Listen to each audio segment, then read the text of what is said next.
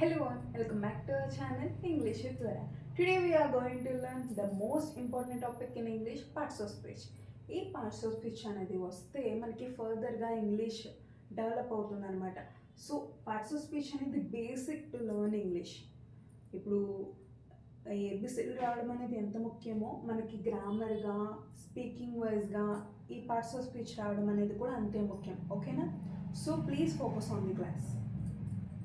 Parts of speech అంటే అసలు ఏంటి అంటే, స్పీచ్ అంటే ఏంటి, మనం ఏదైనా మాట్లాడతాం కదా, సో అందులో పార్ట్స్ అనమాట. అందులో ఉండే రకరకాల పార్ట్స్నే మనం పార్ట్స్ ఆఫ్ స్పీచ్ అంటాం అనమాట. తెలుగులో భాషా భాగాలు అంటారు. ఓకే, సో డెఫినేషన్ ఏంటి, దీని డెఫినేషన్ ఏంటి, అసలు పార్ట్స్ ఆఫ్ స్పీచ్ అంటే ఏంటో తెలుసుకుందాం. When we speak or write we use words. మనం మాట్లాడుతున్నప్పుడు కానీ రాస్తూ ఉన్నప్పుడు కానీ మనం వర్డ్స్ని యూజ్ చేస్తాం, పదాలని యూజ్ చేస్తాం. These words are divided into different kinds. ఈ వర్డ్స్ అనేవి రకరకాలుగా డిఫరెంట్ టైప్స్గా విడదీస్తారు అనమాట. Different according to the function, different kinds according to the function they do in a sentence. సెంటెన్స్లో అంటే ఒక వాక్యంలో అవి చేసే పని బట్టి వాటిని మనం విభజించామన్నమాట. ఓకేనా? These kinds of words are called the parts of speech. ఈ వర్డ్స్ని మనం పార్ట్స్ ఆఫ్ స్పీచ్ అంటామన్నమాట. Parts of speech is nothing but while we are talking or speaking we use words, different kinds. టోటల్గా పార్ట్స్ ఆఫ్ స్పీచ్లో 8 కైండ్స్ ఉంటాయన్నమాట. అందులో ఫస్ట్ది noun. Okay, noun అంటే తెలుగులో నామవాచకం అనమాట. Noun is a naming word. It describes the names of the persons, place, animals, things etcetera. Noun అంటే ఏంటి, ఏదైనా పేరుని తెలియజేస్తుంది అనమాట. ఇప్పుడు మనం ఒక పేరు పెట్టి పిలుస్తున్నామంటే it is because of noun అనమాట.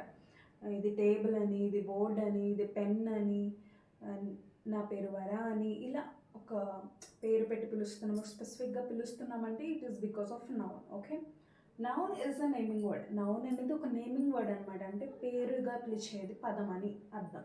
It describes the names of the persons, మనుషుల యొక్క, అండ్ ప్లేస్, ఏదైనా స్థలం, ఏదైనా ప్లేస్ యొక్క, అండ్ యానిమల్స్, ఏమైనా జంతువుల పేర్లు, థింగ్స్ అంటే ఏమైనా వస్తువుల పేర్లు, ఇలా ఏ పేరు పెట్టి పిలుస్తున్నా దాన్ని నౌన్ అనే అంటామన్నమాట. నౌన్ అంటే నామవాచకం. ఎగ్జాంపుల్స్ హర్ సీత, రాము, ప్రియ. పర్సన్స్కి వస్తే సీత, రాము, ప్రియ. అండ్ ప్లేసెస్కి వస్తే హైదరాబాద్, విజయవాడ. అండ్ యానిమల్స్కి వస్తే డాగ్, డీర్, టైగర్. థింగ్స్కి వస్తే table, chair, pen. So this is all about noun. Pronoun. Pronoun is a word used instead of noun. Instead అంటే బదులుగా. ఓకేనా? బదులుగా.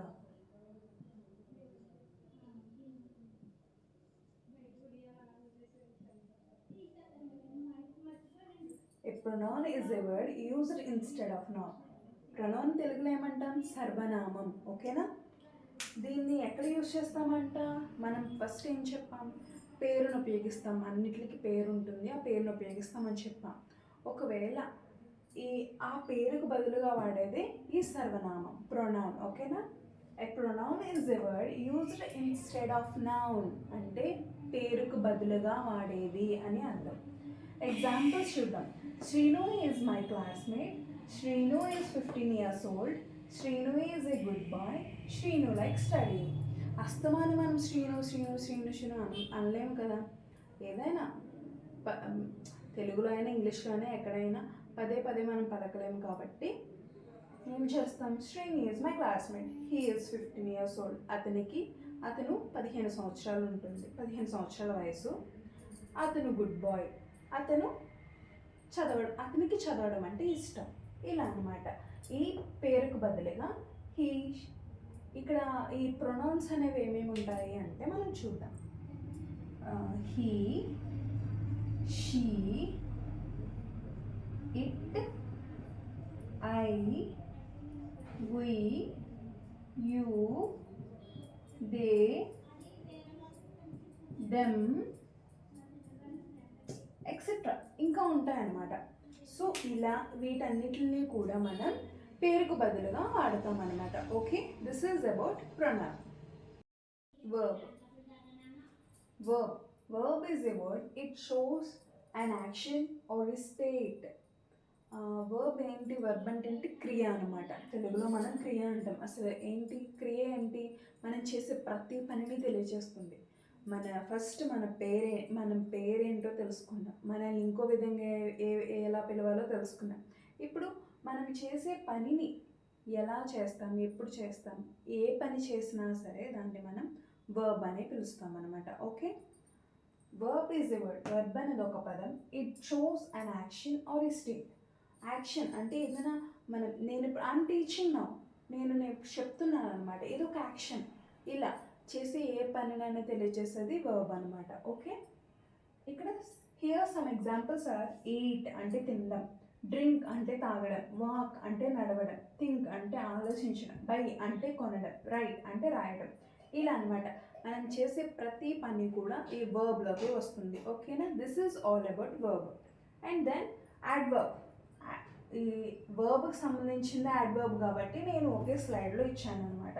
యాడ్వర్బ్ అంటే ఏంటి? Something that added to the verb. వర్బ్కి యాడ్ చేస్తుంది, ఇంకా ఎక్కువ చేసి చెప్పడము, లేకపోతే వర్బ్ ఏ విధంగా పని చేస్తుందో తెలియజేస్తుంది యాడ్వర్బ్ అనమాట. Okay, adverb is a word. It defines the nature of a verb. అంటే నేచర్ ఆఫ్ ఎ వర్బ్, ఆ వర్బ్ అనే పని ఎలా చేస్తుంది, ఏ విధంగా చేస్తుంది అని తెలియజేసేది ఈ యాడ్వర్బ్ అనమాట. యాడ్వర్బ్ని మనం తెలుగులో క్రియా విశేషణం అంటాం. ఓకే, లేకపోతే ఇలా కూడా చెప్పొచ్చు మనం, an adverb is a word, it increases the value of a word. అంటే వర్బ్ని ఇంక్రీజ్ చేయడం కానీ, అది ఎలా చేస్తుందో, ఏం చేస్తుందో అని తెలియచేయడం కానీ ఈ యాడ్వర్బ్ పని అనమాట. Here are some examples are: she eat slowly, he ran fastly, they study hard. ఇక్కడ ఈ స్లోలీ, తను తింటుంది. ఎలా తింటుంది? స్లోగా తింటుంది. హీ ర్యాన్ ఫాస్ట్లీ, ఎలా పరిగెడుతున్నాడు? ఫాస్ట్గా పరిగెడుతున్నాడు. దే స్టడీ హార్డ్, ఎలా చదువుతున్నారు వాళ్ళు? హార్డ్గా, చాలా చాలా కష్టంగా, లేకపోతే చాలా దృఢంగా కష్టపడి చదువుతున్నారు అనమాట. సో ఇది, so this is about verb and adverb. Thank you. Adjective. Adjective అంటే ఏంటి? విశేషణం అనమాట. విశేషణం ఈ తెలుగు పదం ద్వారానే మనకు తెలిసిపోతుంది. విశేషణం అంటే ఏంటి? విషయాన్ని తెలియజేస్తుంది అనమాట. ఇప్పుడు ఈ బోర్డు ఉంది, ఇది ఎలా ఉంది? తెల్లగా ఉంది. ఓకేనా, ఇప్పుడు నా చేతిలో మార్కర్ ఉంది, వైట్, బ్లాక్, బ్లూ కలర్స్లో ఉంది. అంటే ఇక్కడ విశేషణం తెలియజేస్తుంది అనమాట. ఓకేనా, ఇలా. An adjective is a word. It tells about quality and quantity of the noun or pronoun. ఈ యాడ్జెక్టివ్ అనేది ఏంటంటాం? యాడ్జెక్టివ్ అనేది ఒక పదం. ఇది ఏం తెలియజేస్తుంది? Quality and quantity. దాని క్వాలిటీ అండ్ క్వాంటిటీ, దాని క్వాలిటీ అనేది ఎలా ఉంది, క్వాంటిటీ అంటే ఎంత ఉంది, ఏంటి అనేది తెలియజేస్తుంది అనమాట. నౌన్ ఆర్ ప్రొనౌన్ అంటే ప్రొనౌన్ లేదా నౌన్ యొక్క క్వాలిటీ ఆర్ క్వాంటిటీని ఇది తెలియజేస్తుంది. దాన్ని మనం యాడ్జెక్టివ్ అంటాం అనమాట. ఓకేనా, here are some examples are: he is tall, అతను ఉన్నాడు. ఎలా ఉన్నాడు? పొడుగ్గా ఉన్నాడు. షీ ఈజ్ బ్రైట్ స్టూడెంట్, తను ఎలాంటి స్టూడెంట్? బ్రైట్ అంటే బాగా చదువుతుంది అనమాట. ఓకేనా, ఐ హ్యావ్ మెనీ ఫ్రెండ్స్, నాకు ఫ్రెండ్స్ ఉన్నారు కానీ చాలామంది ఉన్నారు. Rose is red in colour, rose ఉంది, అది ఏ కలర్లో ఉంది? సో మెనీ కలర్స్ ఉంటాయి మనకి. ఎల్లో ఉంటుంది, రెడ్ ఉంటుంది, పింక్ ఉంటుంది, ఇలా. సో ద రెడ్ ఏ కలర్లో, రోజ్ ఏ కలర్లో ఉంది? రెడ్ కలర్లో ఉంది. ఓకే, రెయిన్బో హ్యాస్ 7 కలర్స్, రెయిన్బోకి ఎన్ని కలర్స్ ఉంటాయి? 7 కలర్స్. సో ఇలా వాటి యొక్క క్వాలిటీని క్వాంటిటీని తెలియజేసేది యాడ్జెక్టివ్ అనమాట. Okay, preposition. ప్రిపోజిషన్ మనం తెలుగులో విభక్తి ప్రత్యయాలు అంటారు, బట్ తెలుగులో కన్నా ఇంగ్లీష్లో మనం దీన్ని చెప్పాలి అంటే ప్రిపోజిషన్. ప్రీ అంటే ముందు, పొజిషన్, దాని పొజిషన్ ఉంటుందన్నమాట. దేని ముందు ఉంటుంది, ఎక్కడ ఉంటుంది అనేది ఇప్పుడు తెలుసుకుందాం. Okay, preposition is a word. It placed before noun or pronoun and shows the relation between noun and pronoun. Preposition అనేది ఎక్కడ ఉంటుందన్నమాట? It placed before noun or pronoun. నౌన్కి లేదా ప్రొనౌన్కి ముందు ఉంటుంది, ప్లేస్ బిఫోర్ ముందు ఉంటుంది. And shows the relation between noun and pronoun. నౌన్కి ప్రొనౌన్కి మధ్య రిలేషన్ని తెలియజేస్తుంది అనమాట. వాటి ముందు ఉంటూ వాటి రిలేషన్ని తెలియజేస్తుంది. This is about preposition. ఇది నేను ఇప్పుడు చెప్తున్నవన్నీ కూడా మీరు నౌన్ కానీ ప్రొనౌన్ కానీ వర్బ్ ఈ యాడ్జెక్టివ్ ఇవన్నీ కూడా నేను ఒక పారాగ్రాఫ్ ఇస్తాను తర్వాత. ఆ పారాగ్రాఫ్లో మీరు గెస్ చేయగలగాలన్నమాట. ఓకేనా? What is noun or what is pronoun అనేది మీరు గెస్ చేస్తే then you understood the class అని నాకు అర్థమవుతుంది. Okay, so what is the examples of preposition is the cat is under the table. The cat is under the table. మనం ఏమని చెప్పుకున్నాం? Noun ముందు కానీ ప్రొనౌన్ ముందు కానీ ఉంటుంది అని చెప్పుకున్నాం కదా. సో ఇక్కడ ఈ టేబుల్ అనేది ఏంటి? నౌన్. ఇది ఎక్కడుంది? అండర్. ఈ అండర్ అనేది ఏమవుతుంది? ప్రిపోజిషన్ అవుతుంది అనమాట. ఓకేనా? And the duster is on the table, on the bench. Bench అనేది ఏంటి? Noun. He put his hands over his eyes. Over his eyes అనేది ఏమవుతుంది? ప్రొనౌన్ అవుతుంది ఇక్కడ. ఓకేనా? Don't stand in front of me అనేది ప్రొనౌన్ అవుతుంది. ఇన్ ఫ్రంట్ అనేది ఇక్కడ ప్రిపోజిషన్ అనమాట. So this is the class about preposition. Thank you. Conjunction. Conjunction is a word. It joins or connects two or more sentences. అసలు conjunction అంటే తెలుగులో సముచ్చయం అనమాట. Conjunction అని ఉంటుంది కానీ మనం కంజంక్షన్ అనే అనాలి. ఓకేనా? Conjunction is a word. It joins or connects two or more sentences. రెండు లేక అంతకంటే ఎక్కువ వాక్యాలని కానీ పదాలని కానీ కలిపి చెప్తుంది అనమాట ఈ కంజంక్షన్ అనేది. ఓకేనా? ఎగ్జాంపుల్స్ చూద్దాం. She ask a pen and pencil. తను పెన్ మరియు పెన్సిల్ అడిగింది. ఇక్కడ పెన్ని పెన్సిల్ని కలిపింది ఎవరు? అండ్ అనమాట. I like fruits and sweets. నాకు ఫ్రూట్స్ మరియు స్వీట్స్ అంటే ఇష్టం. ఇక్కడ అండ్ దాన్ని కలిపింది. We play cricket and volleyball. మేము క్రికెట్ ఆడాము, వాలీబాల్ ఆడాము. అండ్ దీన్ని కలిపింది అనమాట. She hate ghee but likes butter. తనకి నెయ్యి ఇష్టం ఉండదు బట్ బటర్ అంటే ఇష్టం అనమాట. ఇక్కడ కానీ అనేది మనకి తెలియచేస్తుంది అనమాట.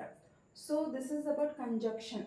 కంజంక్షన్ అంటే ఏమీ లేదు, ఇది కనెక్ట్ చేస్తుంది. ఒకటి లేదా అంతకంటే ఎక్కువ పదాలని కనెక్ట్ చేసి చెప్తుంది అనమాట. ఓకేనా? Interjection. Interjection is the word which express a strong and sudden feeling of joy, sadness, wonder, fear, bitterness, etc. Okay, interjection అంటే ఆశ్చర్యార్థకం అనమాట. మనం బాధలో ఉన్న సంతోషంలో ఉన్న ఒక సడన్ ఎక్స్ప్రెషన్స్ ఇస్తాం, సడన్గా ఫీల్ అవుతూ ఉంటాం. ఏ ఎక్స్ప్రెషన్స్ని మనం ఇంటర్జెక్షన్లో చెప్తామన్నమాట. ఓకేనా? Interjection is the word which express చేస్తుంది అనమాట ఏ స్ట్రాంగ్ అండ్ సడన్ ఫీలింగ్ని ఆఫ్ జాయ్ అంటే సంతోషంగా ఉన్న, సాడ్నెస్ బాధగా ఉన్న, వండర్ అద్భుతంగా అనిపించిన, ఫియర్ భయంగా అనిపించిన, బిట్టర్నెస్ చేదు అనుభవాలు ఇవన్నీ ఉంటాయి కదా. వీటన్నిటిని కూడా ఇంటర్జెక్షన్లో మనం చెప్పుకుంటాం అనమాట. ఎగ్జాంపుల్స్ చూద్దాం. Oh my god I got a job. Oh my god I got a job. నాకు జాబ్ వచ్చింది అని సంతోషంగా చెప్తాం కదా, అది జాయ్లో చెప్పడం అనమాట. Yeah I'm okay. నేను బాగానే ఉన్నాను. ఎప్పుడైనా కంగారు పడినప్పుడు ఎవరైనా మనం ఎలా ఉన్నామో ఏంటని యా ఐఎమ్ ఓకే అని చెప్తాం కదా, అలా. Bravo you done a good job అంటే అద్భుతం అనమాట, నువ్వు చాలా మంచి పని చేసావు అని.